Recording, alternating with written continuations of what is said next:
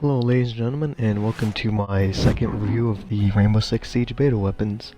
First up we have the 5.56XI, which has a damage of 49, a fire rate of 690 rounds per minute, a mobility of 10, a equip size of 30, and the recoil pattern goes up and a bit to the right. So at the top of the screen I'm doing full auto, while at the bottom of the screen I'm doing semi-auto. As you can see, on full auto it goes very up unless you control it.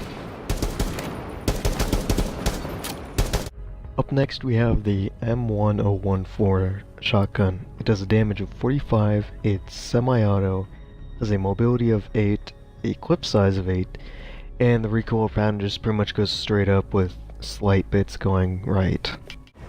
So at the top of the screen I'm just firing from the hip, while on the bottom of the screen I'm aiming down my sights.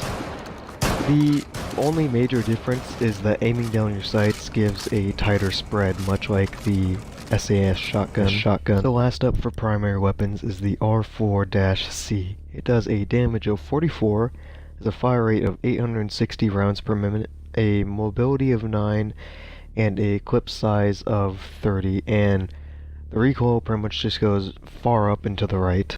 So up top I'm firing in full auto, whereas on the bottom I'm firing in semi, and as you can see the recoil is pretty bad for full auto. First up for the sidearms is the 5.7 USG. It does a damage of 38, it is semi-auto, has a mobility of 0, a clip size of 20, and the recoil goes up and to the left.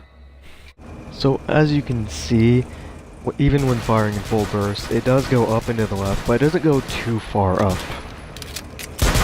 The second sidearm is the M45 Marine Expeditionary Unit Special Operation Command. It does a damage of 50, it is semi-auto, has a mobility of 0, a clip size of 7, and the recoil pattern, it goes up and just barely to the right. As seen here, even in firing from the hip, it still has pretty good accuracy. So what do I think of the FBI SWAT weapons? Well, for the primaries, I'd have to say the 5.56i is my personal favorite. Mostly just because when you have it in semi-auto, it's deadly accurate and fires pretty quickly. And for my secondary, I commonly use the M45.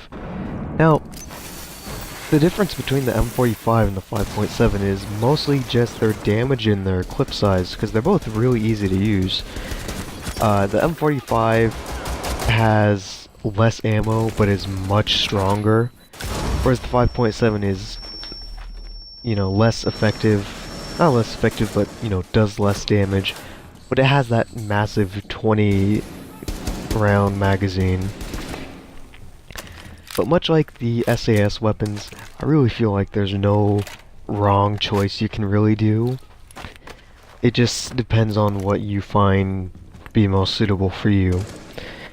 Quick little side note, SWAT does have a ballistic shield that you can use as part of their recruit loadout, but I didn't really want to bother to show because it would really just kind of show the pistols off more than anything, because, well, I mean, it's a ballistic shield, it just blocks bullets. That's really all it does.